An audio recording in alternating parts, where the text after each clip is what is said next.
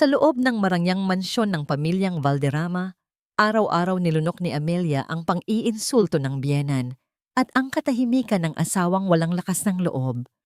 Ngunit nang matuklasan niya ang pagtataksil at planong itaboy, siya palabas ng angkan, isang babae ang tuluyang bumangon at ibinunyag ang tunay niyang kapangyarihan. Paano kung ang minamaliit nilang asawa ay siya palang nagmamay-ari ng kapalarang kayang wasakin ang buong imperyo nila? Ang pagpatak ng pulang alak sa puting-puting mantel ay parang isang putok ng baril sa katahimikan ng mansyon ng mga Valderrama.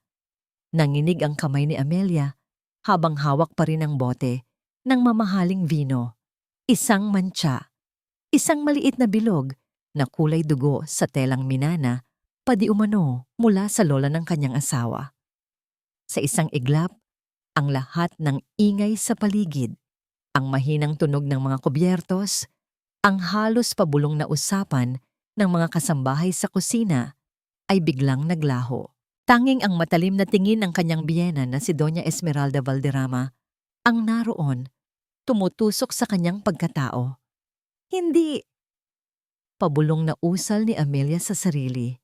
Hindi ngayon, hindi sa gabing ito, kung kailan isang taon na sana ang nakalipas mula nang ipangako ni Ricardo sa kanya ang isang buhay na puno ng pagmamahal.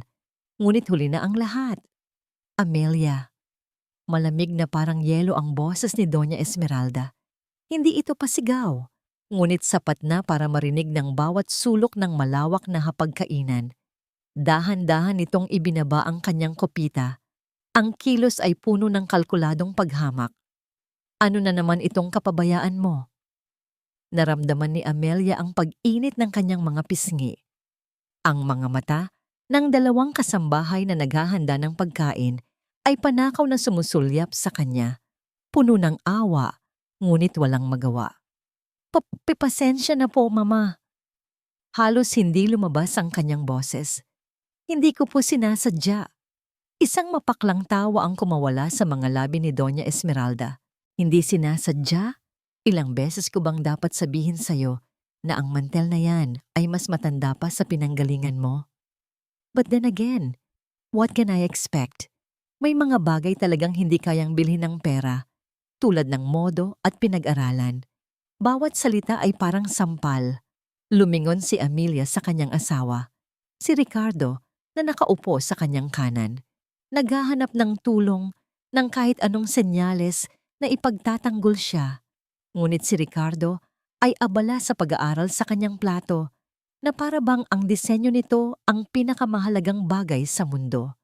Umiwas ito ng tingin, gaya ng dati. Halika rito, utos ng matanda. Nanginginig ang mga tuhod na lumapit si Amelia sa kabisera ng mesa. Itinuro ni Doña Esmeralda ang mantsa. Tingnan mo ang ginawa mo sa isang bagay na may kasaysayan, isang bagay na may halaga. Sinira mo. Ang tinutukoy nito ay hindi lang ang mantel. Alam yon ni Amelia. Sa loob ng isang taon, iyon ang nararamdaman niya sa mansyon na ito. Isa siyang mantsa sa perpektong pangalan ng mga Valderrama. Isang pagkakamaling pilit na itinatago, ngunit laging nagpapakita sa mga hindi inaasahang pagkakataon. Ang hapunan ay nagpatuloy sa isang nakabibinging katahimikan. Ang pagkain ay lasang abo sa panlasa ni Amelia. Bawat tunog ng pagdikit ng kutsilyo at tinidor sa plato ay parang paghatol. Panay ang pag-aasikaso ni Doña Esmeralda kay Ricardo, habang si Amelia ay parang hangin na hindi nakikita. Pagkatapos ng hapunan, habang si Amelia ay nagliligpit ng sarili niyang pinagkainan, isang bagay na hindi dapat ginagawa ng isang senyora ng mansyon, tinawag siyang muli ng kanyang biyenan. Sa opisina ko, ngayon din. Ang study ni Doña Esmeralda ay parang isang korte. Madilim, amoy lumang libro at mamahaling kahoy. Nakaupo ito sa likod ng kanyang malaking lamesa na parang isang reyna sa kanyang trono. Nakatayo lang si Amelia sa gitna ng silid, pakiramdam niya ay lumiit siya. Bukas ang inyong anibersaryo, panimula ng matanda, habang pinapaikot-ikot ang isang ballpen sa kanyang mga daliri. Isang malaking selebrasyon. Ang buong alta sosyedad ng Maynila ay darating. Tumangulang si Amelia. Gusto kong malaman mo na ang party na yon ay hindi para sa'yo. Iyon ay para sa pangalan ng pamilyang ito. Isang paraan upang ipakita sa lahat na ang mga Valderrama ay buo pa rin sa kabila ng mga hindi inaasahang pangyayari.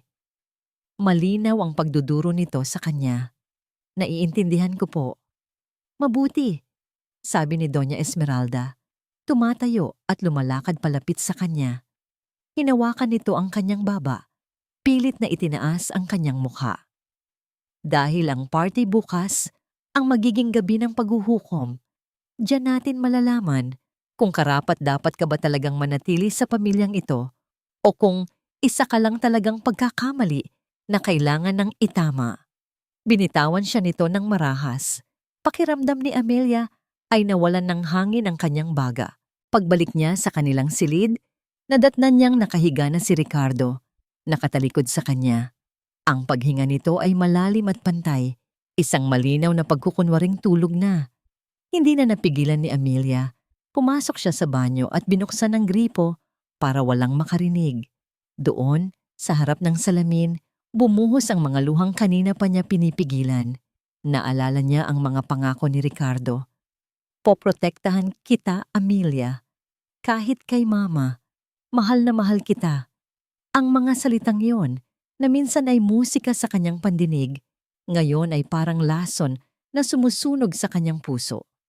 Isang taon ng pagtitiis, isang taon ng paglunok ng pride, isang taon ng pag-asang isang araw, matututunan din siyang mahalin ni Doña Esmeralda. O kahit man lang, matututunan siyang ipaglaban ni Ricardo. Ngunit ang pag-asang iyon ay unti-unti nang namamatay. Pinunasan niya ang kanyang mga luha at tinitigan ang sarili sa salamin. Ang babaeng nakatingin pabalik ay pagod na. Ang mga matay walang kislap. Ngunit sa ilalim ng lahat ng sakit, may isang bagay na nagsisimulang mabuo. Isang malamig na determinasyon. Lumabas siya ng banyo at naupo sa gilid ng kama. Ang likod ng kanyang asawa ay isang pader sa pagitan nilang dalawa. Ang pagtitiis niya ay may hangganan at ang gabing ito, ang pagpatak ng pulang alak, ang mga salita ni Doña Esmeralda at ang katahimikan ni Ricardo.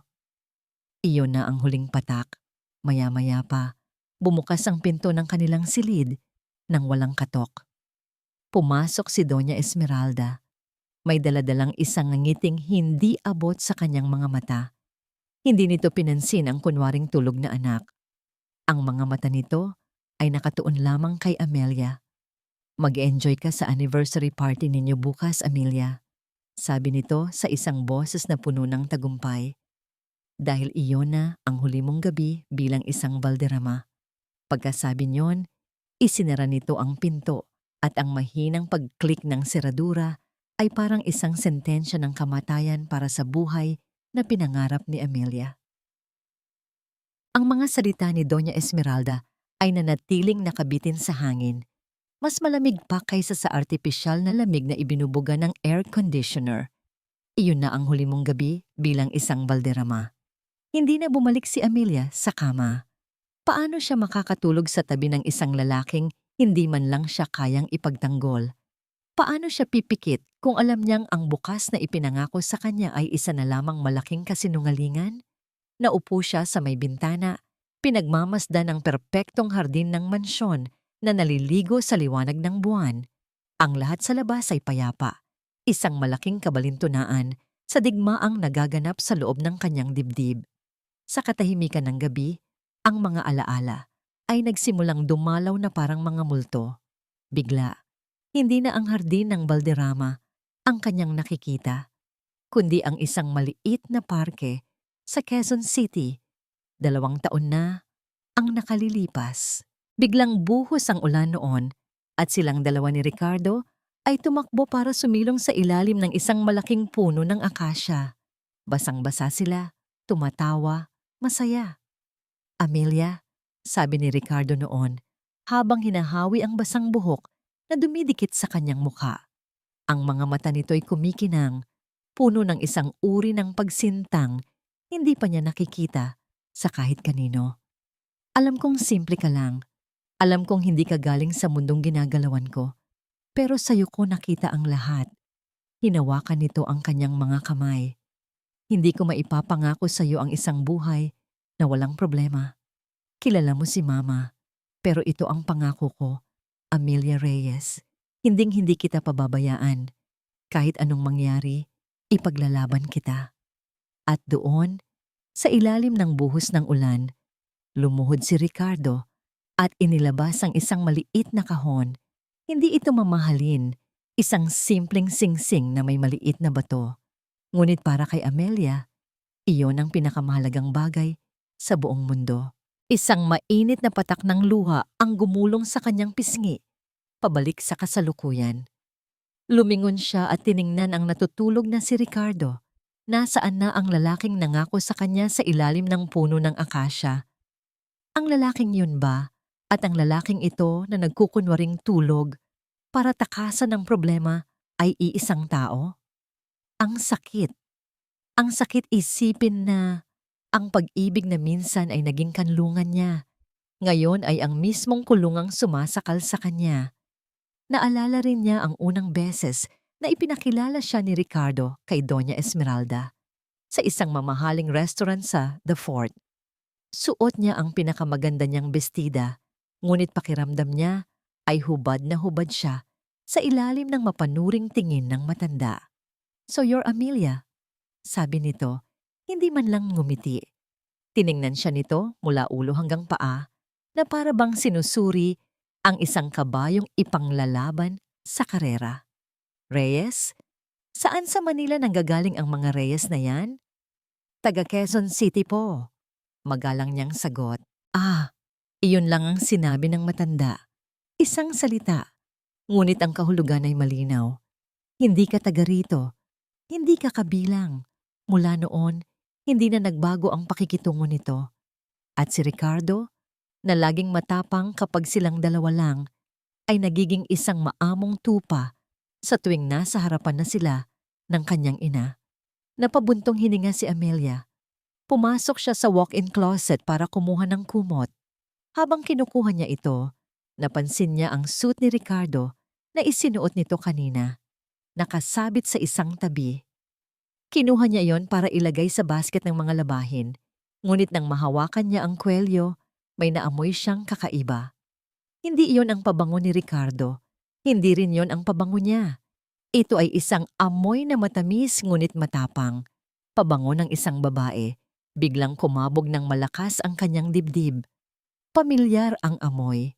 Naamoy na niya ito noon sa isang pagtitipon, sa isang babaeng ipinakilala sa kanya ni Doña Esmeralda bilang isang mabuting kaibigan ng pamilya. Kinapa niya ang mga bulsa ng Amerikana. Walang laman. Ibabalik na sana niya ito nang may mapansin siyang maliit na piraso ng tissue na may bahid ng pulang lipstick. Pula. Isang kulay na hinding-hindi niya isusuot. Nabitawan niya ang damit na para siyang napaso. Ang pagdududa na matagal na niyang itinataboy ay nagsimula nang gumapang sa kanyang isipan na parang lason. Ilang oras ang lumipas. Madaling araw na nang bumalik si Ricardo mula sa kung saan. Dahan-dahan itong pumasok sa silid, akala siguro ay tulog na siya. Inilapag nito ang kanyang telepono sa bedside table bago pumasok sa banyo para maligo. Iyon na ang pagkakataon ni Amelia. Nanginginig ang mga kamay na kinuha niya ang telepono. Alam niya ang password, ang kaarawan niya, isang kabalintunaan. Binuksan niya ang mensahe. Ang kanyang puso ay halos bumasag sa kanyang dibdib. Puno ng mga mensahe mula sa isang contact na may pangalang IS. IS. "How was dinner with the witch?" Ricardo. "The usual?" "Don't worry, malapit na." IS. "I heard about the party tomorrow. Can't wait for you to introduce me soon, officially." At ang pinakamasakit sa lahat, isang mensahe na ipinadala, isang oras lang ang nakalipas. IS. "I miss you already. can't wait for you to be free. IS, hindi na makahinga si Amelia. IS, Isabel Serrano. Ang babaeng may matamis, ngunit matapang na pabango. Ang anak ng kasosyo sa negosyo ng mga Valderrama na laging bukang bibig ni Doña Esmeralda. Ang mabuting kaibigan ng pamilya. Nanginginig ang mga daliri na binuksan niya ang social media. Hinanap niya ang pangalan. At doon, sa pinakaunang larawan, nakita niya ang katotohanan. Isang litrato ni Isabel Serrano at Ricardo magkayakap sa isang beach resort sa Batangas. Ang petsa ng post noong nakaraang buwan. Ang araw kung kailan sinabi ni Ricardo na mayroon siyang business trip sa Cebu, mag-isa. Ang telepono ay bumagsak mula sa kanyang mga kamay. Ang ingay nito sa sahig ay parang tunog ng pagbasag ng kanyang puso. Hindi lang pala siya hindi mahal. Hindi lang pala siya hindi tinatanggap. Matagal na pala siyang pinagtataksilan. Ang pagbagsak ng telepono sa sahig na gawa sa Nara ay umalingaw-ngaw sa buong silid. Kasabay noon ay ang pagbukas ng pinto ng banyo. Lumabas si Ricardo, may tuwalya sa kanyang baywang. Sariwa pa mula sa pagkakaligo na para bang ang tubig ay kayang hugasan ang lahat ng kanyang kasalanan. Ano yon? Anong ingay yon? Tanong niya, bago napansin ang anyo ni Amelia. Nakatayo ito sa gitna ng silid, hindi gumagalaw, ang mga matay nakapako sa kanya. Walang luha, walang hikbi, tanging isang nakakakilabot na katahimikan. Sa sahig, sa pagitan nilang dalawa, ay ang kanyang telepono, bukas pa, at nagpapakita ng isang larawang sisira sa lahat. Agad na nagbago ang mukha ni Ricardo. Ang pagiging kampante ay napalitan ng pagkasuklam at pagkatakot. Amelia! Nagsimula siya, ngunit pinutol siya ng boses ni Amelia. Isang boses na hindi niya kailanman narinig mula rito. Malamig, matatag, walang bahid ng anumang emosyon. Sino si Ayes? Natigilan si Ricardo. Ano bang pinagsasabi mo? Pagkakaila niya, ang mga matay nerbyosong gumagala sa paligid. Dahan-dahang yumuko si Amelia at pinulot ang telepono. Hindi niya ito inihagis. Hindi siya sumigaw. Ipinakita lamang niya ang screen kay Ricardo. Ang larawan nila ni Isabel sa Batangas, magkayakap. Ang araw ay lumulubog sa kanilang likuran. Isang perpektong larawan ng pag-ibig at pagkakanulo. Guni-guni ko rin ba to, Ricardo? Ang ebidensya ay hindi maitatanggi. Ang panlilin lang ay hayag na. Isang normal na tao ang aamin, hihingi ng tawad o magpapaliwanag. Ngunit si Ricardo Valderrama ay hindi isang normal na tao. Siya ay anak ni Doña Esmeralda. At ang unang depensa ng isang duwag na na-corner ay ang galit. Bakit mo pinakikialaman ang telepono ko? Sigaw niya. Ang kanyang takot ay naging bagsik. Wala kang karapatan. Sino ka sa akala mo para halongkatin ang mga personal kong gamit? Personal na gamit? Ulit ni Amelia, isang mapait na ngiti ang sumilay sa kanyang mga labi. Kailan pa naging personal ang pagtataksil sa asawa mo, Ricardo? Huwag na huwag mo akong pagsasalitaan ng ganyan. Ganti nito.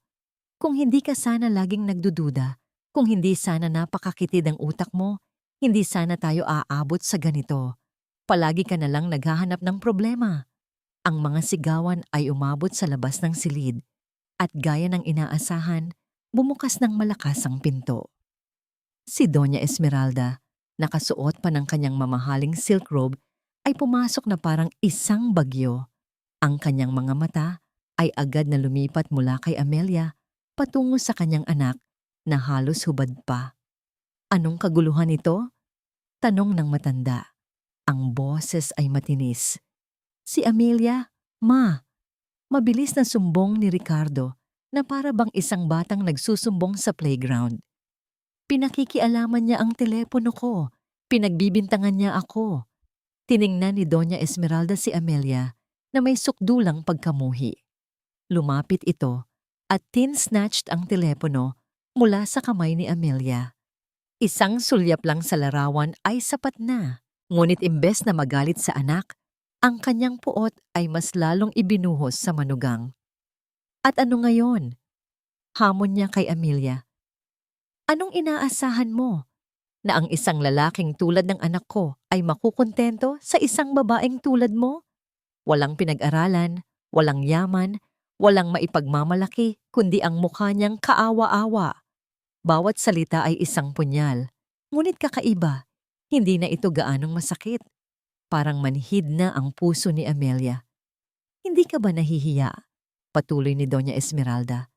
Matapos kitang kupkupin dito sa pamamahay ko, bigyan ng pangalan. Ito ang isusukli mo? Isang iskandalo? Hindi ka lang pala walang modo. Isa ka ring manggugulo. Tumingin si Amelia kay Ricardo. Nakatayo ito sa likod ng kanyang ina, ginagamit itong pananggalang. Nakita niya sa mga mata nito, hindi ang pagmamahal, hindi ang pagsisisi, kundi ang ginhawa. Ang ginhawa na may ibang lumalaban ng kanyang laban. At sa sandaling iyon, naramdaman niya. Isang bagay na pumutok sa loob ng kanyang dibdib. Hindi sakit, kundi isang biglaang paglamig. Parang isang kandilang biglang hinipan at namatay ang apoy. At ang natira na lang ay ang usok ng nakaraang puno ng kasinungalingan. Ang pag-ibig na iningatan niya sa loob ng isang taon, ang pag-asang pinanghawakan niya, lahat ay naglaho. Tumalikod siya. Hindi na siya nagsalita. Saan ka pupunta? Kinakausap pa kita. Sigaw ni Doña Esmeralda. Hindi siya lumingon. Naglakad siya patungo sa kabilang kwarto, ang guest room, at isinara ang pinto. Narinig niya ang pag-lock nito. Isang tunog ng pagtatapos. Sa loob ng silid, hindi siya umiyak. Tapos na ang panahon ng pagluha. Mayroon ng isang bagong damdamin na umuusbong sa loob niya. Galit. Isang dalisay at malamig na galit na nagbibigay sa kanya ng isang pambihirang kalinawan ng isip. Kinuha niya mula sa ilalim ng kama ang isang lumang bag. Mula roon, inilabas niya ang isang simpleng telepono na matagal na niyang hindi ginagamit. Hindi ito isang smartphone, isa itong sandata. Binuksan niya ito. Nag-dial siya ng isang numero mula sa memorya. Isang numero na ipinangako niya sa kanyang sarili na hindi na niya tatawagan. Ngunit ang mga pangako, tulad ng natutunan niya ngayong gabi, ay nilikha para sirain. Sumagot ang nasa kabilang linya sa unang ring pa lang. Yes, isang boses ng lalaki, formal at professional. Huminga ng malalim si Amelia. Nang magsalita siya, ang boses niya ay hindi na ang boses ng isang kawawang asawa. Ito ay ang boses ng isang reyna na handa nang bawiin ang kanyang kaharian. Walang pag-aalinlangan, walang takot. Tanging ang lamig ng bakal na desisyon. Attorney Diaz, it's Amelia Reyes, sabi niya. Idiniin ang kanyang tunay na apelido. Activate Plan Omega. I want you to start buying every debt owned by Valderrama Corporation. Lahat. Ang guest room ay naging kanyang tanggulan at sentro ng operasyon. Sa pagsikat ng araw, ito ay isang tahimik na silid lamang. Ngunit sa paglubog nito, ang silid ay nagiging puso ng isang digmaang hindi nakikita. Nakatayo sa harap ng salamin, si Amelia Reyes Valderrama ay naghahanda para sa panibagong araw ng pagpapanggap. Ang kanyang mga kilos ay kalmado. Bawat isa ay may layunin. Ang suot niya ay isang simpleng puting bestida. Ang buhok ay nakapusod ng maayos. Ang perpektong imahe ng isang mahinhin at masunuring asawa. Ngunit ang mga matang tumitingin, pabalik sa kanya mula sa salamin, ay iba na. Mayroon ng kislap ng determinasyon, isang apoy na hindi kayang patayin ng kahit anong pang-aalipusta. Ngunit kagabi, sa parehong silid na ito, siya ay ibang tao. Nakasuot lamang ng isang seda na pantulog. Ang kanyang mukha ay sinisinagan ng malamig na liwanag mula sa laptop. Sa screen, ang mga mukha ng mga pinakamatatalinong tao sa mundo ng pananalapi at batas. Ang kanyang koponan. Pinamumunuan sila ni Attorney Benjamin Diaz, ang pinagkakatiwalaang abogado ng kanyang yumaong ama. The initial reports are in, Ma'am Reyes. Sabi ni Attorney Diaz, ang kanyang boses ay formal. Valderrama Corporation is bleeding money. Their last 3 ventures were catastrophic failures. They're leveraged to the hilt, using their real estate assets as collateral for almost everything. Tumango si Amelia, ang kanyang mga mata ay mabilis na binabasa ang mga numero sa isang secure na file. I want you to use the secondary holding company, AR Prime Holdings. Start with the smaller debts from the rural banks. Create a domino effect. Huwag kayong magpahalata. Offer a premium, but not a desperate one. I want discretion above all. Understood, ma'am. Sagot ng isa sa mga financial analyst. We will make it look like a standard portfolio acquisition by a foreign investor. Good, sabi ni Amelia. Ang kanyang boses ay may awtoridad na magpapatahimik sa sinumang boardroom. I want daily updates. Every transaction, every whisper in the market, I want to know. Pagkatapos ng video conference, sinara niya ang laptop. Ang katahimikan ay muling bumalot sa kanya. Ito pala ang pakiramdam ng kapangyarihan, hindi ang ingay ng paghihiganti, kundi ang tahimik na paggalaw ng mga piyesa sa isang laro ng chess, kung saan siya na ang nagtatakda ng bawat galaw. At ngayon, umaga na. Oras na para isuot ang maskara. Pagbaba niya para sa almusal, ang tensyon sa hapagkainan ay mas masahol pa kaysa kagabi. Nakaupo na si Doña Esmeralda, nagbabasa ng dyaryo na parang isang reyna. Si Ricardo naman ay abala sa kanyang telepono, malinaw na iniiwasan siyang tingnan. Good morning po, Mama. Ricky? Bati ni Amelia, ang kanyang boses ay mahinahon. Hindi sumagot si Doña Esmeralda. Ibinaba lamang nito ang dyaryo at tiningnan siya ng masama. Magtimpla ka ng kape ko at siguraduhin mong tama ang timpla ngayon. Walang salitang sumunod si Amelia. Pumasok siya sa kusina. Kinuha ang paboritong tasa ng biyenan, ang eksaktong bilang ng coffee beans at ang tamang temperatura ng tubig. Isang ritual na saulado na niya. Dati, ginagawa niya ito para makuha ang loob ng matanda. Ngayon, ginagawa niya ito dahil ang bawat kilos ng pagsunod ay nagpapakita kung gaano sila kabobo at kakampante. Inilapag niya ang kape sa harap ni Doña Esmeralda. Humigop ito at nang hindi makahanap ng anumang kapintasan, bumalik na lang sa pagbabasa. At least you're still useful for something. Pabulong nitong sabi, sapat lang para marinig niya. Hindi kumibo si Amelia. Naupo siya at nagsimulang kumain. Ang kanyang katahimikan ay nakakairita para kay Ricardo. Hindi ka man lang ba magsasalita? Basag nito sa katahimikan. Tumingin si Amelia sa kakanya. Ang kanyang mga mata ay kalmado. Ano ang gusto mong pag-usapan natin, Ricky? Natigilan ito. Walang maisagot dahil alam nilang dalawa na ang tanging dapat pag-usapan ay ang isang bagay na pilit nilang iniiwasan. Kinagabihan, habang nag-iisa si Amelia sa hardin, nilapitan siya ni Ricardo. May dala itong isang maliit na paper bag mula sa isang kilalang designer brand. Para sa'yo, sabi nito, iniabot sa kanya. Peace offering. Binuksan ito ni Amelia. Sa loob, isang mamahaling kwintas na may pendant na diamante. Isang bagay na madaling bilhin. Isang bagay na walang personal na kahulugan. Salamat, sabi niya at ngumiti. Ngunit ito ay isang ngangiting hindi umabot sa kanyang mga mata. Isang ngangiting kasing lamig ng diamante sa kanyang palad. Amelia, about last night. Simula ni Ricardo, ang boses ay puno ng pagkakasala. I'm sorry. Masyado lang mainit ang ulo nating lahat. Sana maintindihan mo. Naiintindihan ko, sagot niya. At sa kaibuturan ng kanyang puso, totoong naiintindihan na niya. Naiintindihan niyang ang lalaking kaharap niya ay duwag. Ang paghingi nito ng tawad ay hindi dahil sa pagsisisi sa ginawa, kundi dahil sa takot na mabisto. Isinuot niya ang kwintas. Bagay ba? Oo, sabi ni Ricardo, na para bang ang pagtanggap niya sa regalo ay nangangahulugang ayos na ang lahat. Ang ganda mo. Ngumiti lang ulit si Amelia at tumalikod.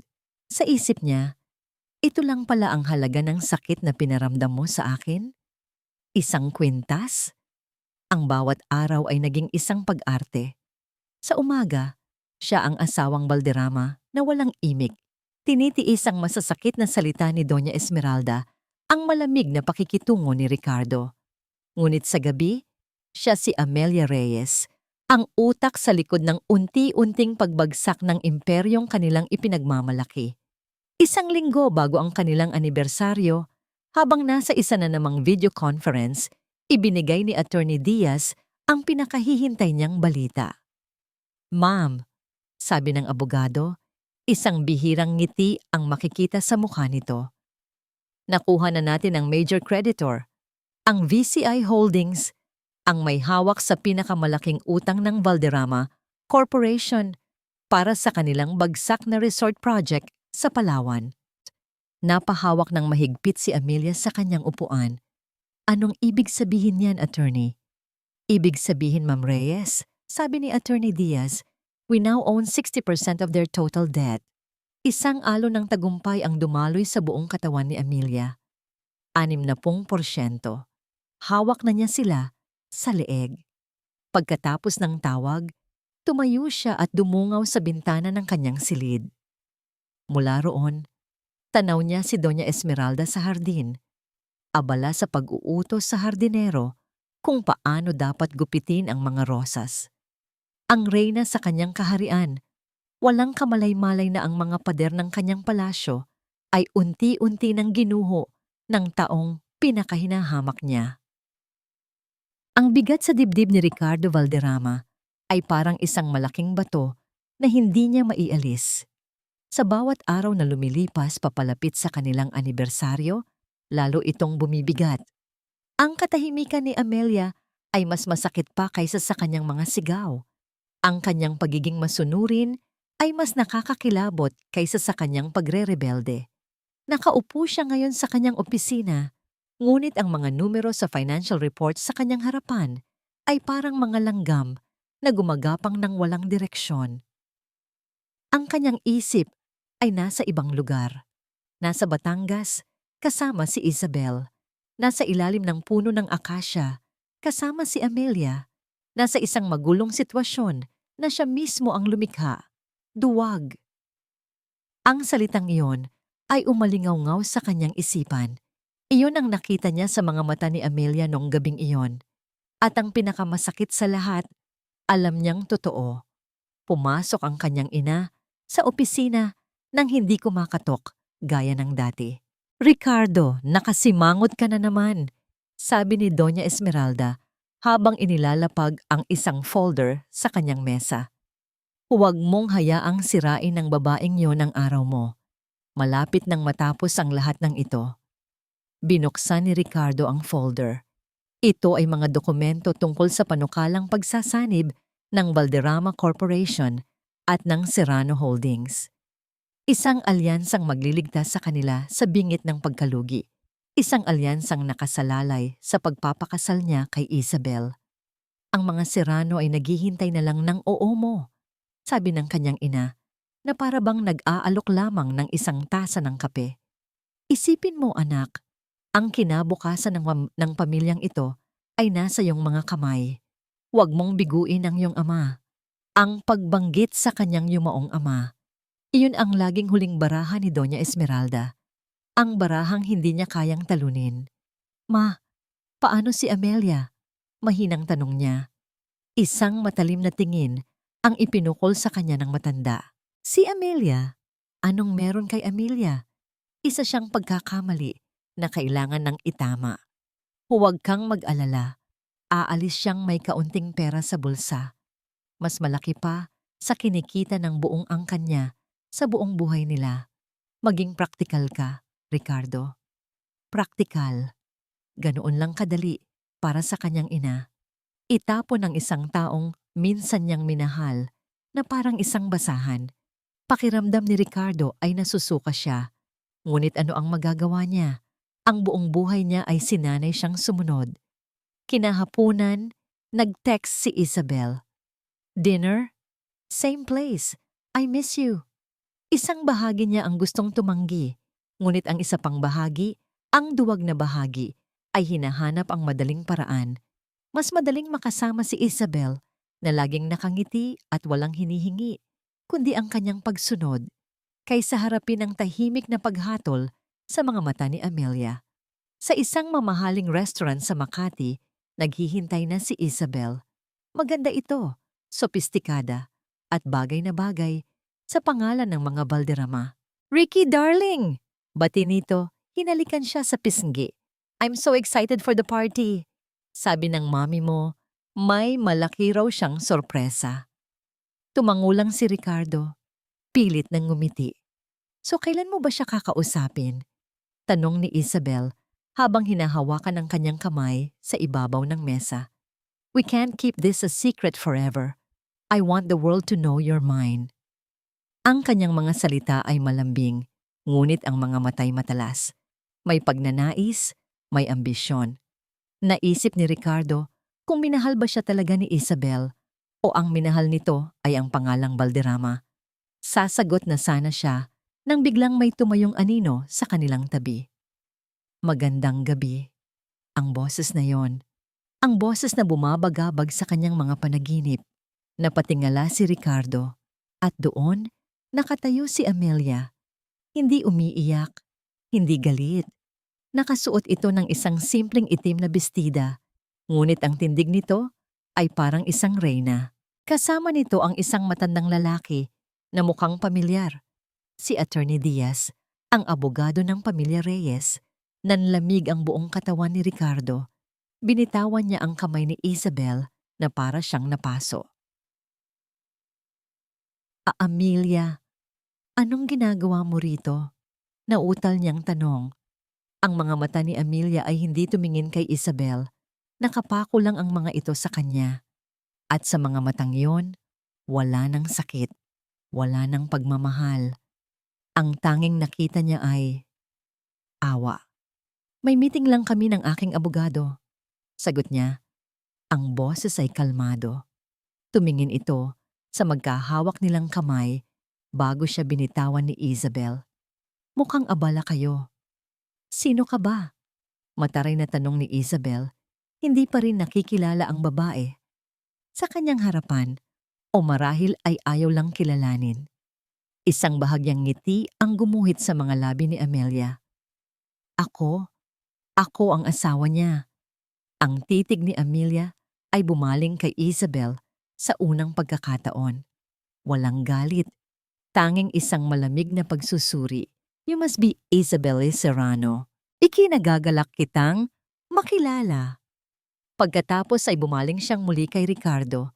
Ang tingin niya ay tumagos hanggang sa kaluluwa nito. "Huwag ninyong hayaang masira ko ang gabi ninyo." At doon, nagsalita siya sa isang paraan na hindi na malilimutan ni Ricardo. Isang ngiti ang sumilay sa kanyang mga labi. Isang ngiti na puno ng lihim at kapangyarihan. "Don't let me interrupt," sabi niya. Ang kanyang boses ay malinaw at matatag, para marinig ng mga katabing mesa. "Bagay kayo." Tumalikod na siya at naglakad palayo, kasunod ang kanyang abogado. Bawat hakbang ay may bigat at dignidad. Hindi siya lumingon. Naiwan si Ricardo na parang binuhusan ng malamig na tubig. Si Isabelle naman ay namumula sa galit at kahihiyan. "That's her? That's the pathetic wife you were telling me about?" Galit na sabi ni Isabel. "She doesn't look pathetic to me, Ricardo. She looks dangerous." Ngunit hindi na nakikinig si Ricardo. Ang kanyang mga mata ay nakasunod sa papalayong figura ng kanyang asawa. Sa unang pagkakataon, natakot siya. Hindi dahil nahuli siya, kundi dahil sa ngiting iyon. Ang nangiting iyon ay hindi ngiti ng isang talunang babae. Iyon ay ngiti ng isang taong may hawak ng lahat ng baraha at naghihintay na lang ng tamang panahon para ipakita ang mga ito. Umuwi si Ricardo sa mansyon na may dalang bagyo sa kanyang dibdib. Ang pagkikita nila sa restaurant ay isang malaking sampal sa kanyang pagkatao. Ang imahe ni Amelia, kalmado at may kontrol habang siya ay natataranta at nagkakasala, ay paulit-ulit na naglalaro sa kanyang isipan. Natagpuan niya si Amelia sa guest room, nagbabasa ng libro sa tabi ng bintana. Ang katahimikan sa pagitan nila ay mas mabigat kaysa sa kahit anong sigawan. Ang eksena ay napakapayapa, ngunit para kay Ricardo, ito'y parang katahimikan bago ang isang malakas na pagsabog. Amelia, hindi ito lumingon. Nagpatuloy lang ito sa pagbabasa na para bang wala siyang narinig. Nilapitan niya ito. Sa unang pagkakataon sa loob ng maraming buwan, nakaramdam siya ng tunay na takot na mawala ito. Amelia, mag-usap tayo. Dahan-dahan nitong isinara ang libro. Ang daliri ay nagsisilbing pananda sa pahinang binabasa. Tumingin ito sa kanya. Ang mga matang iyon, na dati puno ng pagmamahal, ngayon ay parang isang malalim na balon na walang emosyon. Tungkol saan, Ricardo? Tungkol sa atin. Tungkol sa nakita mo kanina. Sabi niya, ang kanyang boses ay nanginginig. Patawarin mo ako. Alam kong nagkamali ako. Pero hindi ko sinasadya. Si Mama. Ang kumpanya. Ang pressure. Ang mga salita ay lumabas na parang isang litanya ng mga dahilan, mga palusot na kahit siya mismo ay hindi na naniniwala. At sa gitna ng kanyang pagsasalita, isang bagay na hindi niya inaasahan ang nangyari. Lumuhod si Ricardo sa harapan ni Amelia. Hinawakan niya ang mga kamay nito, mga kamay na nanatiling malamig. Amelia, please, bigyan mo pa ako ng isang pagkakataon. Pagmamakaawa niya, ang mga luha ay nagsisimula ng mamuo sa kanyang mga mata. Aayusin ko to. Kakausapin ko si Mama. Ititigil ko na ang kung anuman ang mayroon kami ni Isabel. Huwag mo lang akong iwan. Tinitigan lang siya ni Amelia. Sa loob ng ilang saglit, nakita niya ang isang bahagyang kislap sa mga mata nito. Isang kislap ng dating sakit, ng dating pag-ibig na nasayang. Ngunit ito'y mabilis na naglaho, napalitan ng isang malamig na pagtanggap sa katotohanan. Hindi siya nagsalita, at ang kanyang katahimikan, ang kawalan ng anumang reaksyon sa kanyang pagluhod at pag-iyak, ang siyang pinakamasakit na sagot sa lahat. Tumayo siya, pakiramdam ay mas walang-wala kaysa dati. Ngunit ang kanilang pag-uusap ay hindi pala pribado.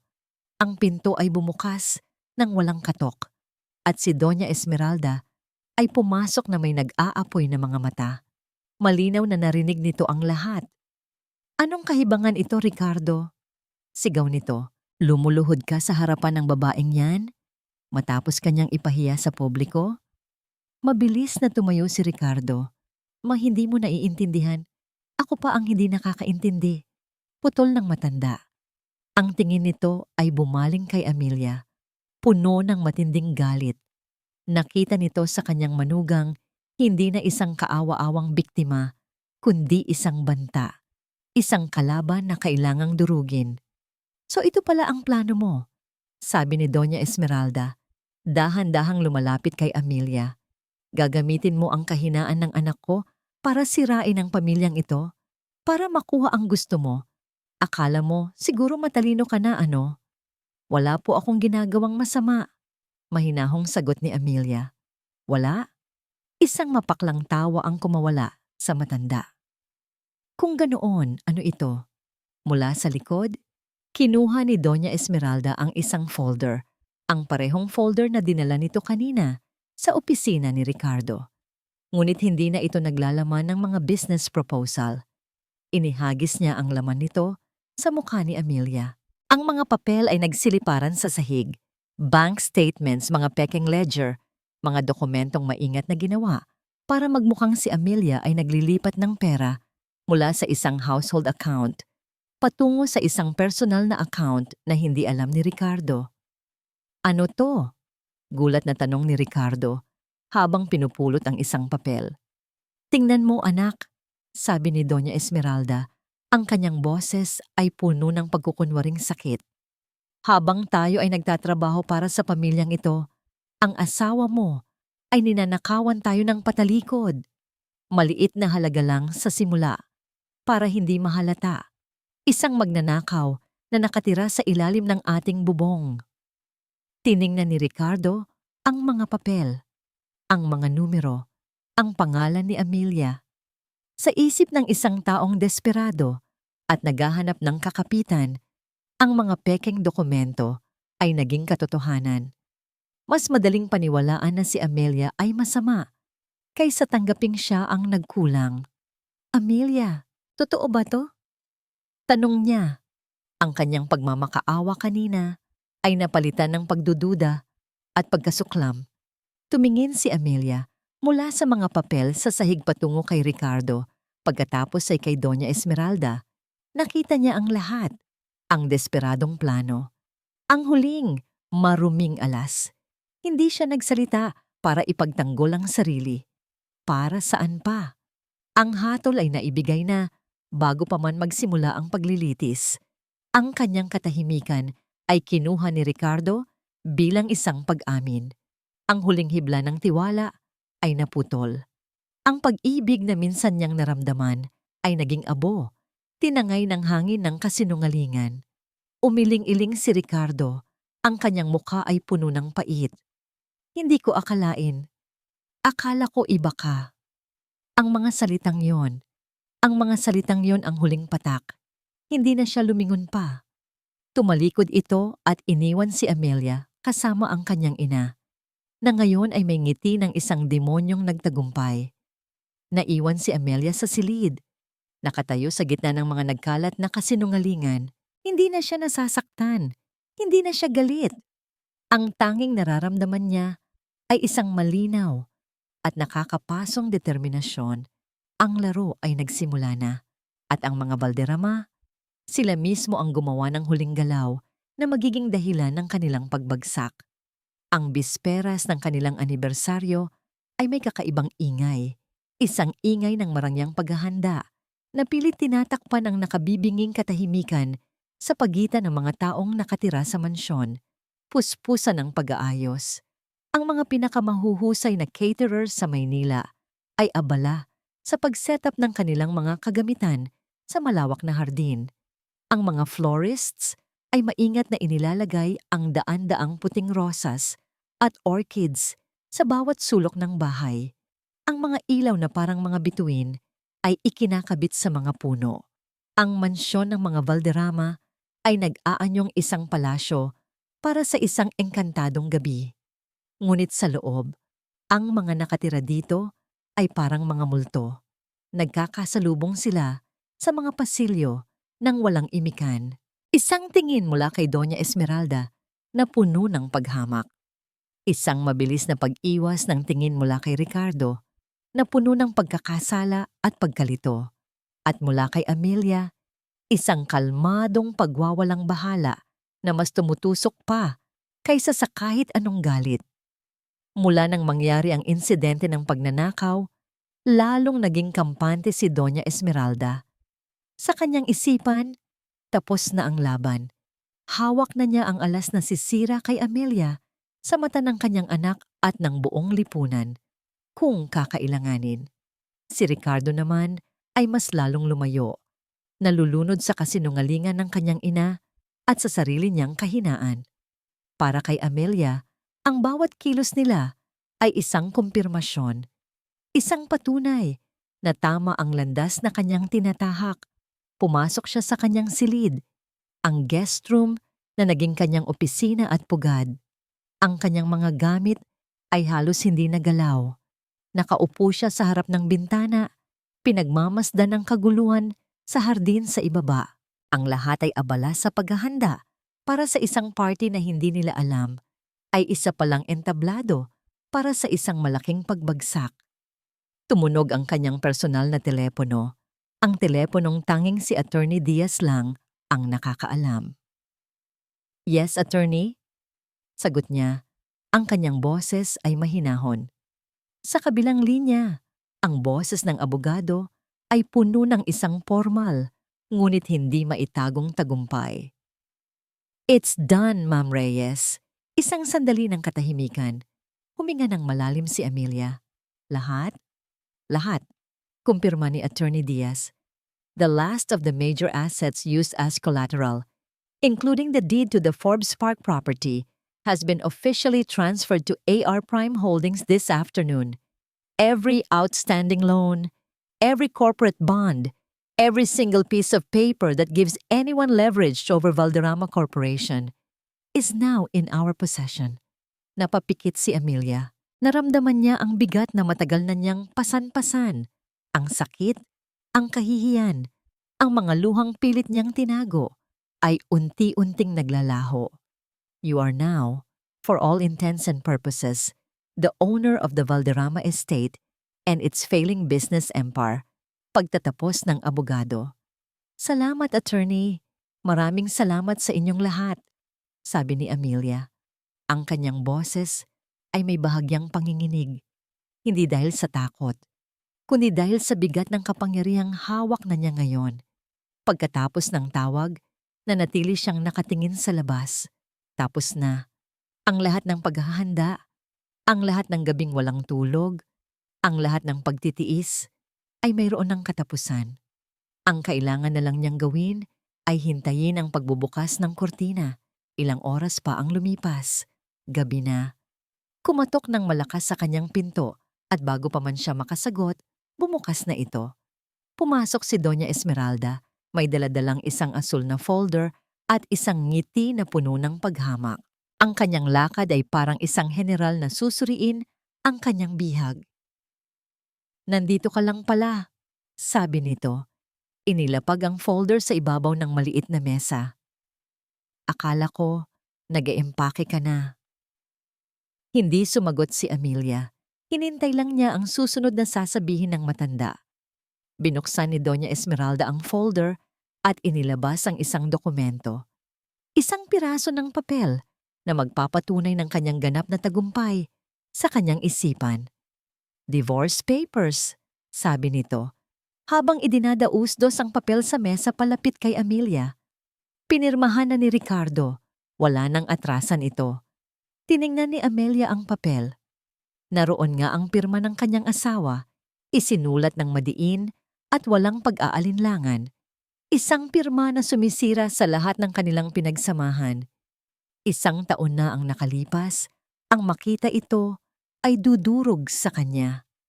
Ngayon, wala na siyang naramdaman kundi awa. Ito ang alok ko sa'yo, sabi ni Doña Esmeralda na parang isang napakabait na diyosa. Magkunwari kang masaya bukas. Ngumiti ka. Pagkatapos ng party, pirmahan mo iyan. Umalis ka ng walang iskandalo at bibigyan kita ng kaunting pera. Isang maliit na pabuya para sa 1 taon mong serbisyo. Kinuha ni Amelia ang papel. Ang kanyang mga daliri ay marahang hinaplos ang pangalan ni Ricardo. Ang katahimikan niya ay nagbigay ng iritasyon sa matanda. Inaasahan nitong makakita ng luha, ng pagmamakaawa. Hindi ito ang reaksyong gusto niya. Makinig ka, babae, sabi ni Doña Esmeralda.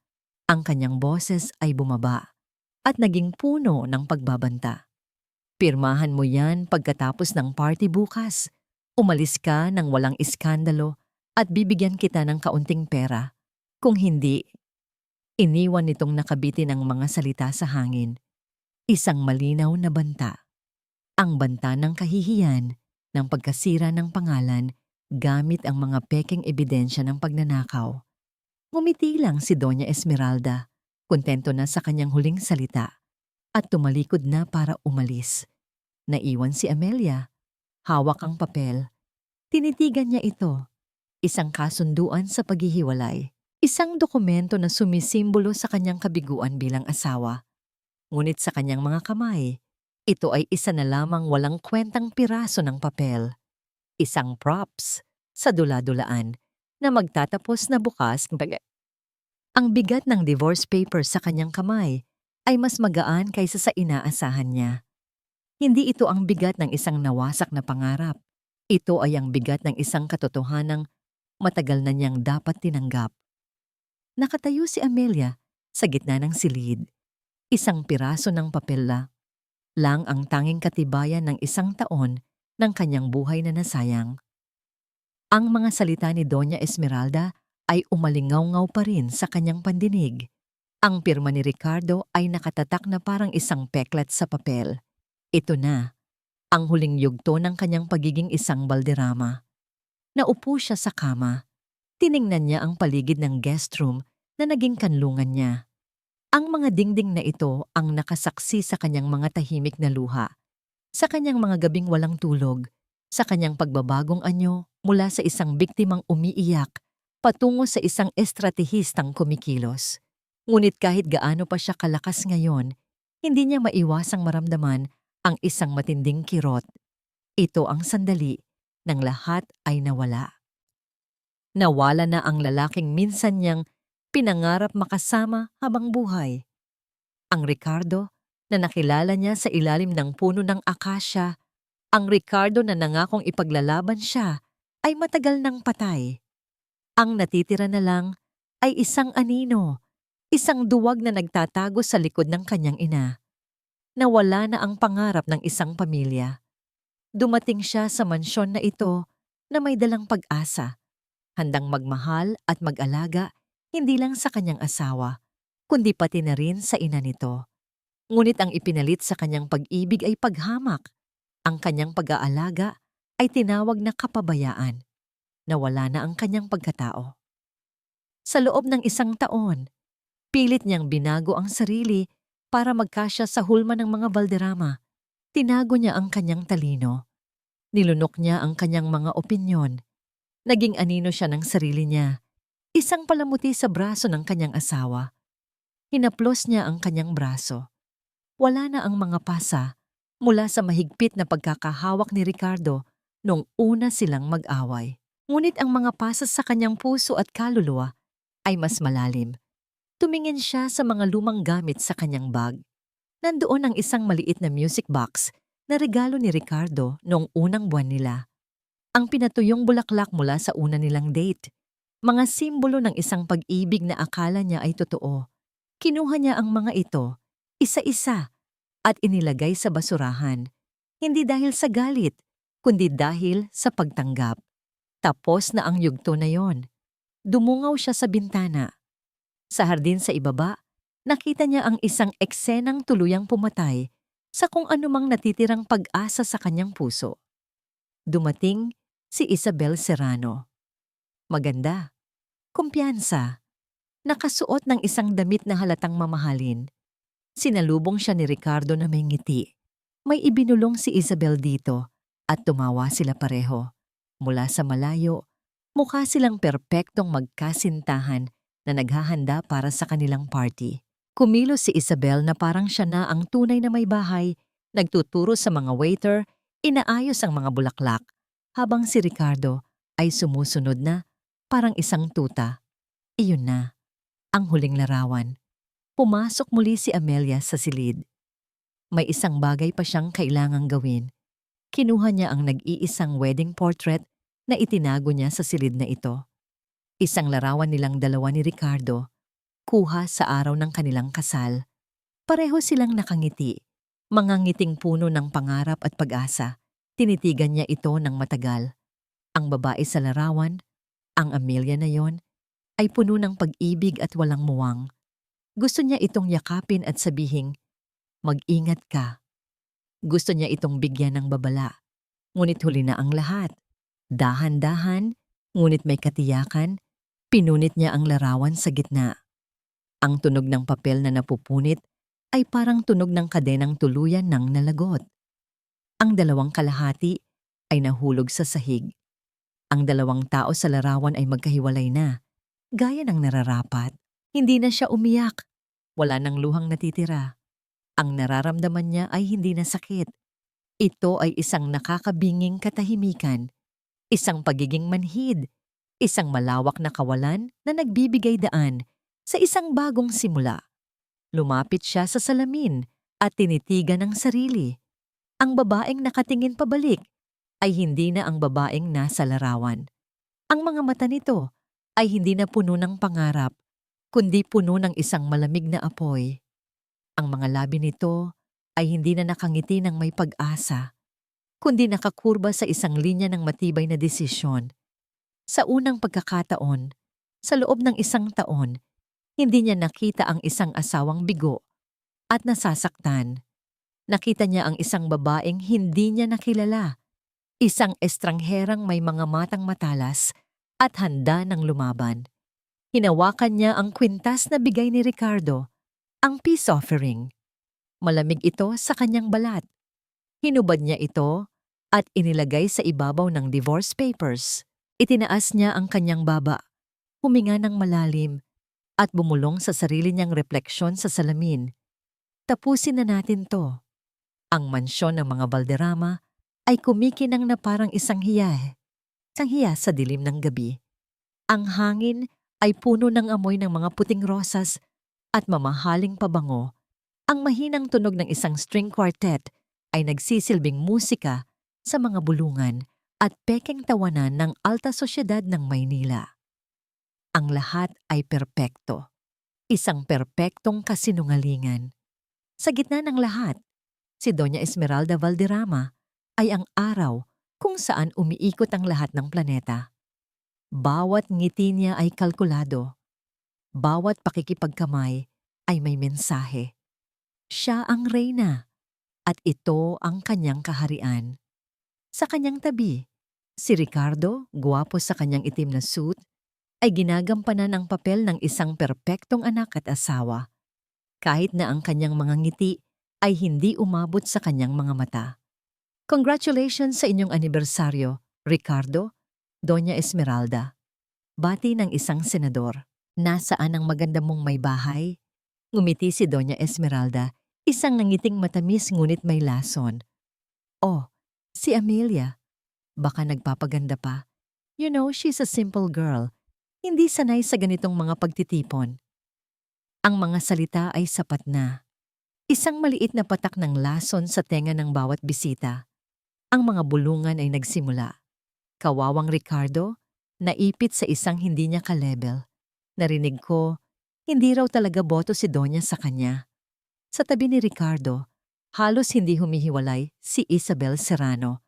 Nakasuot ito ng isang kulay gintong gown na sumisigaw ng yaman at kapangyarihan. Siya ang tumatanggap ng mga bisita kasama ni Ricardo. Siya ang tumatawa sa mga biro ng mga negosyante. Kung hindi mo alam ang sitwasyon, iisipin mong siya ang may bahay. Siya ang nagdiriwang ng anibersaryo. You look stunning tonight, Isabel, sabi ng isang matandang socialite. Bagay na bagay kayo ni Ricky. Ngumiti si Isabel, isang matamis ng ngiti kay Ricardo. Salamat po, tita. We're just very close friends. Ngunit ang paraan ng pagkakahawak niya sa braso ni Ricardo ay nagsasabi ng ibang kwento. Habang ang lahat ay abala sa pagpapanggap, ang malaki at mabigat na pinto ng mansyon ay dahan-dahang bumukas. Ang lahat ng ingay ay tila humina. Ang string quartet ay napahinto sa kalagitnaan ng isang kanta. Ang mga tawanan ay naputol. Ang mga ulo ay lumingon. At doon, nakatayo si Amelia. Hindi siya ang Amelia na kilala nila.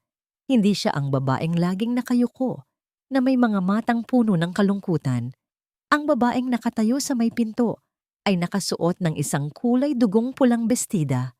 Simple ang hiwa nito, ngunit perpektong yumayakap sa kanyang katawan.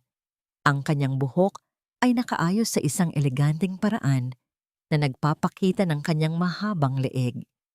Ang kanyang muka ay may bahagyang kolorete lamang, ngunit ang kanyang mga mata ay nagniningning na may isang mapanganib na kislap. At sa kanyang mga labi, isang maliit, misteryosong ngiti. Naglakad siya papasok. Ang bawat hakbang ay mabagal. May tiwala sa sarili. May bigat. Hindi siya nagmamadali. Tila pag-aari niya ang oras. Pag-aari niya ang lugar. Ang lahat ng mata ay nakasunod sa kanya. Ang mga bulungan ay muling nagsimula. Ngunit ngayon, iba na ang tono. Sino yan? Siya ba si Amelia Valderrama? Anong nangyari sa kanya? Natigilan si Ricardo. Ang baso ng champagne sa kanyang kamay ay bahagyang nanginig. Ito ang asawa niya. Ngunit parang ngayon lang niya ito nakita. May kakaibang aura itong dala, isang halo ng panganib at kagandahan na hindi niya kailanman nakita rito. Si Doña Esmeralda naman ay nanigas sa kanyang kinatatayuan. Ang peking na ng ngiti ay naglaho sa kanyang mukha, napalitan ng isang hindi maipaliwanag na inis at pagkabigla. Ang babaeng ito, ang manugang na hinahamak niya, ay ninanakaw ang kanyang entablado sa sarili niyang pamamahay. Ngunit hindi sila pinansin ni Amelia. Nilampasan niya ang kanyang asawa at biyenan na para bang hangin lamang sila. Lumapit siya sa grupo ng mga senador at ng kanilang mga asawa. Senator De Villa, Mrs. De Villa, magandang gabi po, bati niya. Ang kanyang boses ay kalmado at malinaw. Ikinagagalak ko po kayong makita muli. Amelia Hija! Ikaw pala yan! Gulat na sabi ng asawa ng senador. You look absolutely breathtaking. Salamat po, ngiti ni Amelia bago bumaling sa isa pang mahalagang bisita.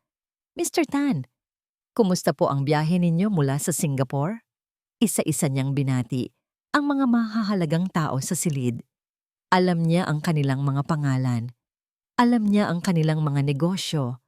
Gumalaw siya sa karamihan na may isang klase ng karisma at talino na walang sino man ang nag-akalang taglay niya. Ang atensyon ng lahat ay nasa kanya na. Ang sentro ng party ay biglang lumipat. Hindi na ito si Doña Esmeralda o si Ricardo.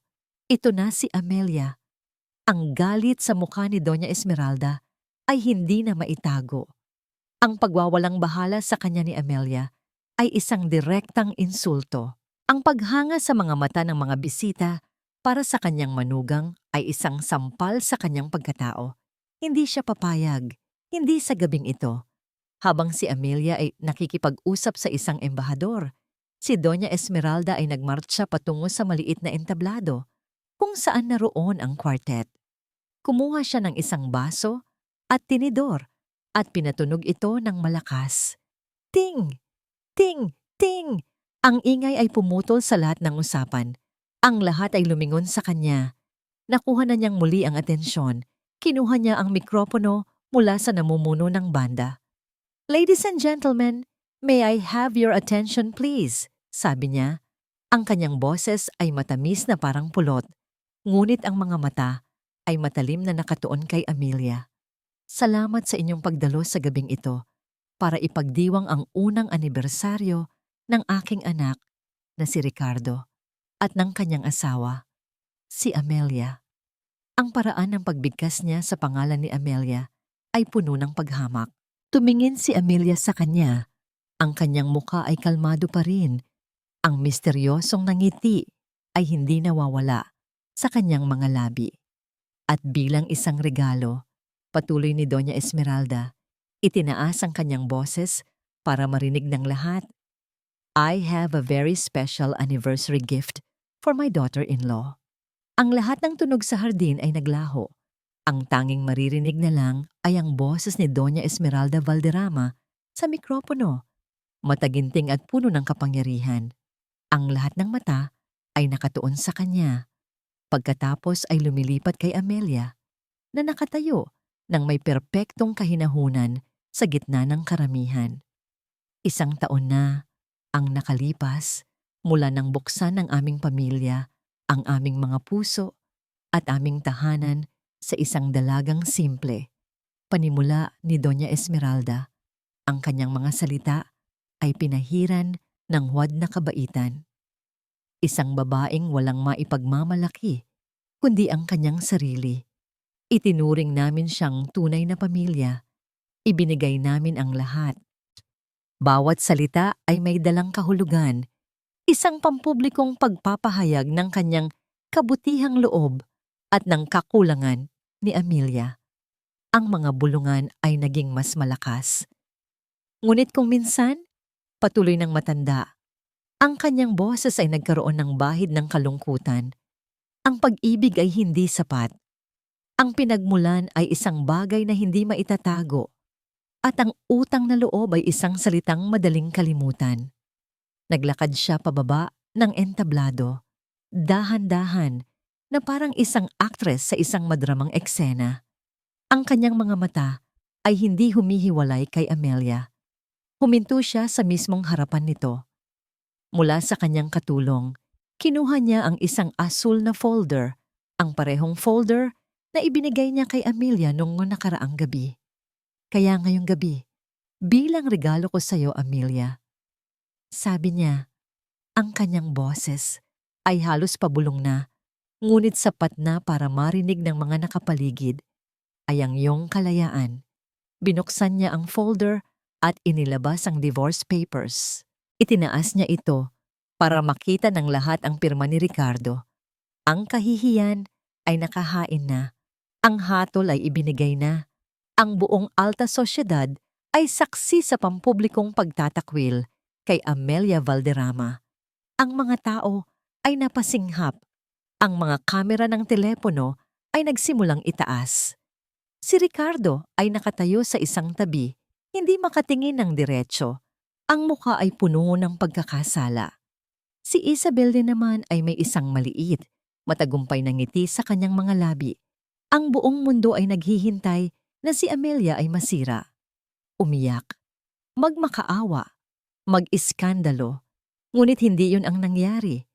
Isang nakakabinging katahimikan ang bumalot sa paligid nang kunin ni Amelia ang mikropono mula sa isang waiter na malapit sa kanya. Kinuha niya ang mga papel mula sa kamay ni Doña Esmeralda. Tiningnan niya ito pagkatapos ay tumingin siya sa kanyang biyenan.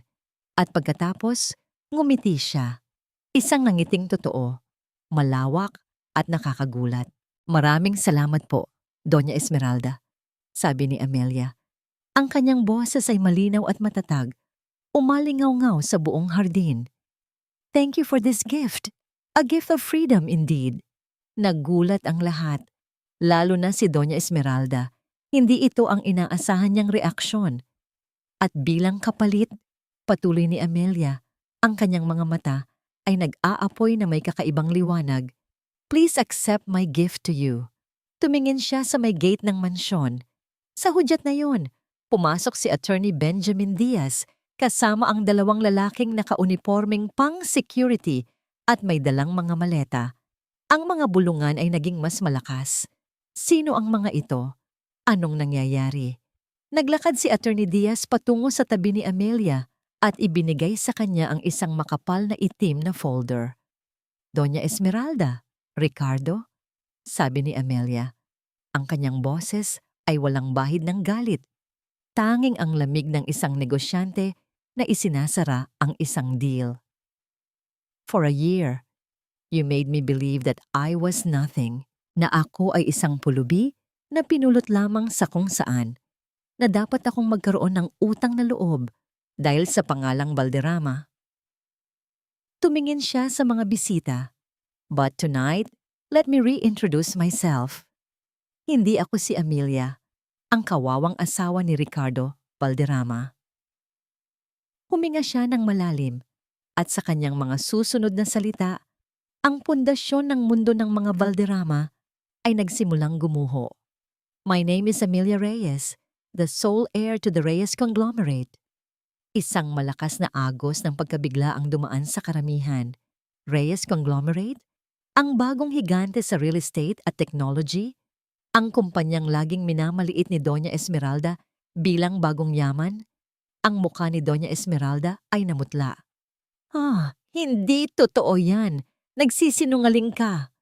Ngumiti lang si Amelia. Totoo, Doña, at hindi lang yan ang regalo ko. Binuksan niya ang folder at inilabas ang isang dokumento. Over the past few months, my company, AR Prime Holdings, has been acquiring certain assets, mga utang, mga collateral, mga bonds. To make a long story short, sabi niya, habang ang mga tauhan ni Attorney Diaz ay nagsimulang mamahagi ng mga kopya ng mga dokumento sa mga piling bisita, mga bangkero, mga negosyante, mga mamamahayag. Lahat ng pagkakautang ng Valderrama Corporation, lahat ng ari-ari ang isinangla ninyo, kasama na ang lupang kinatatayuan nating lahat ngayon, ay pag-aari ko na. Ang katahimikan ay nabasag. Ang mga tao ay nagkagulo sa pagbabasa ng mga papel. Ang katotohanan ay malinaw na nakasulat sa itim at puti. So thank you for the gift, Doña Esmeralda. Ulit ni Amelia. Ang kanyang boses ay kalmado, ngunit may bigat na parang martilyo. In return, please accept my gift to you. An eviction notice. You have 48 hours to vacate my property. Sa sandaling iyon, ang mundo ni Doña Esmeralda Valderrama ay gumuho.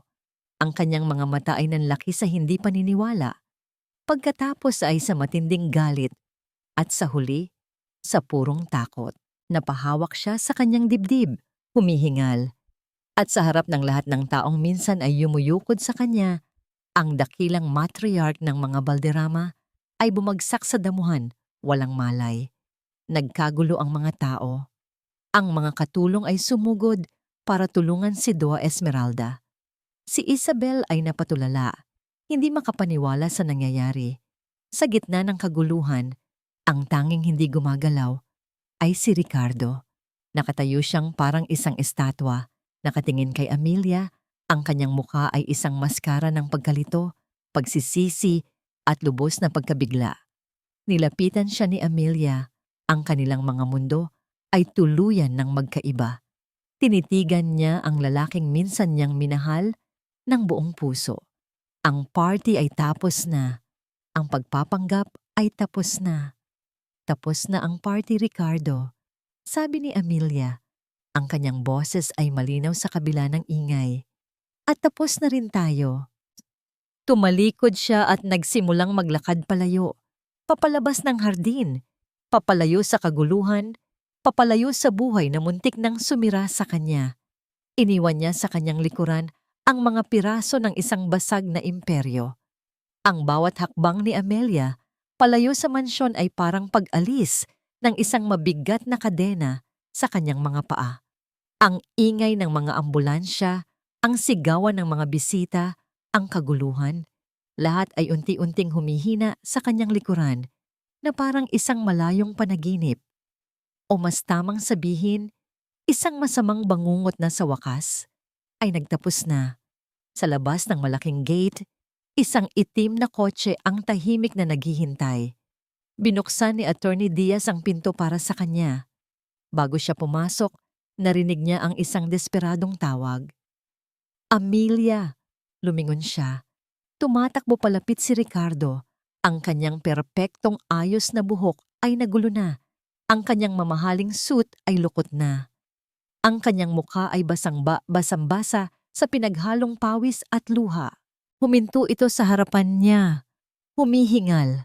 Nawawala ang lahat ng dating yabang at kumpiyansa. Amelia, please. Huwag. Pagmamakaawa nito. Huwag mong gawin to. Alam kong nagkamali ako. Naging duwag ako. Naging tanga ako. Pero mahal pa rin kita. Tinitigan siya ni Amelia. Ang lalaking nasa harapan niya ngayon ay ang Ricardo na minsan niyang minahal, mahina, nalilito at naghahanap ng kaligtasan.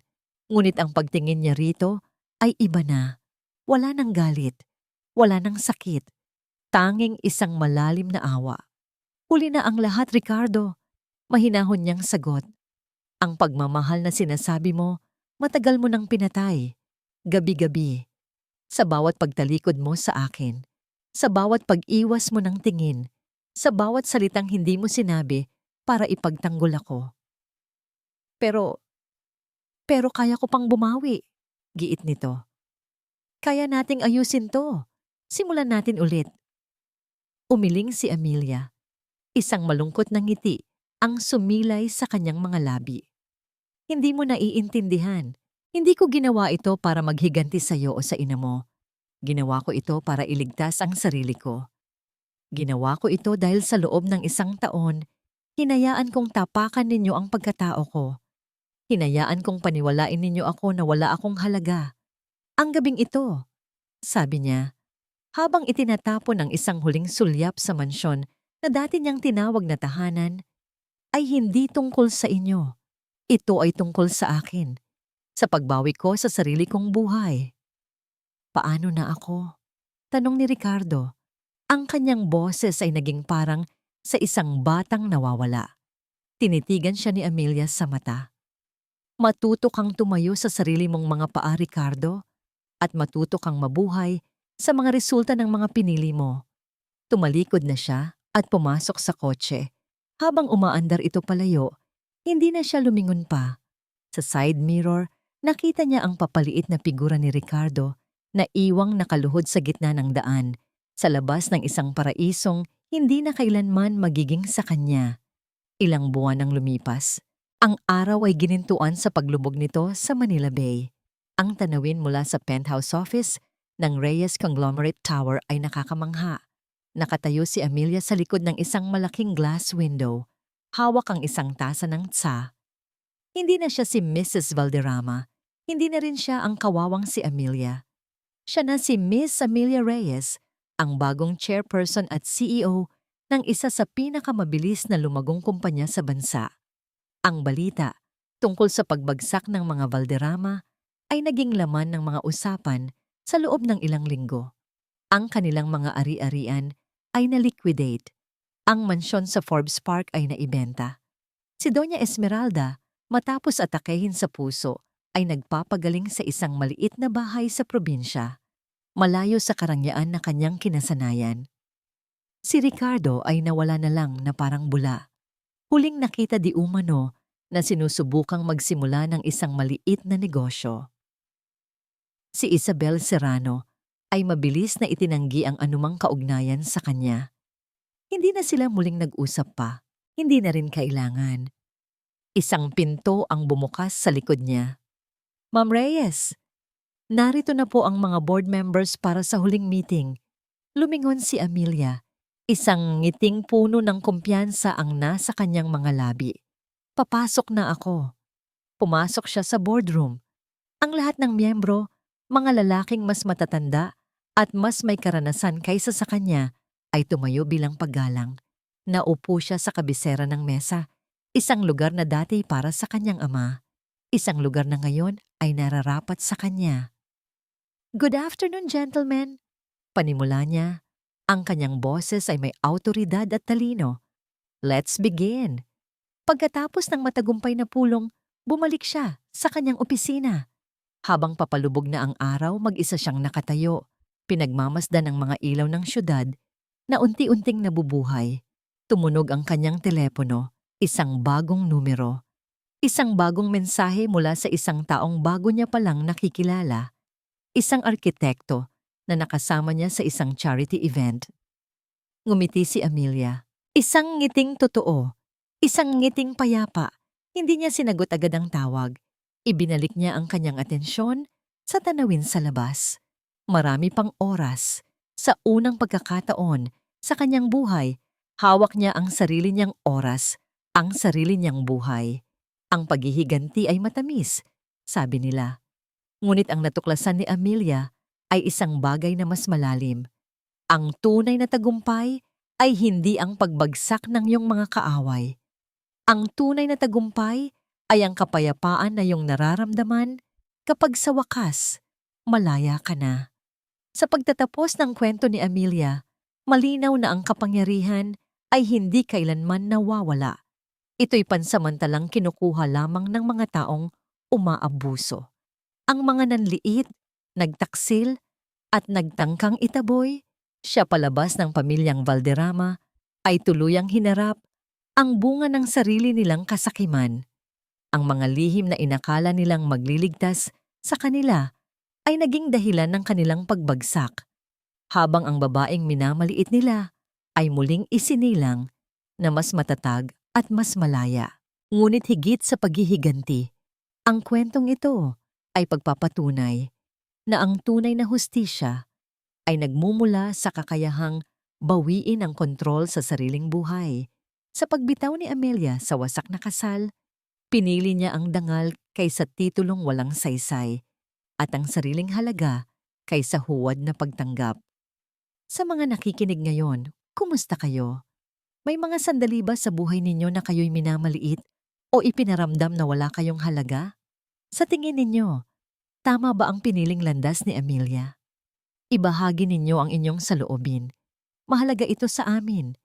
at taos puso naming pinahahalagahan ang bawat isa sa inyo.